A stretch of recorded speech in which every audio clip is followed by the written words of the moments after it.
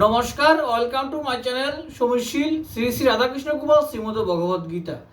আজ 29 জুন 2025 আমি শ্রীমদ ভগবদ গীতার প্রথম অধ্যায়ের 21তম ও 22তম ভাবার্থ পাঠ করব।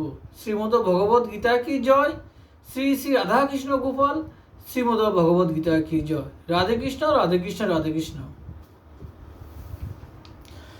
অর্জুন বললেন, হে অচ্যুত,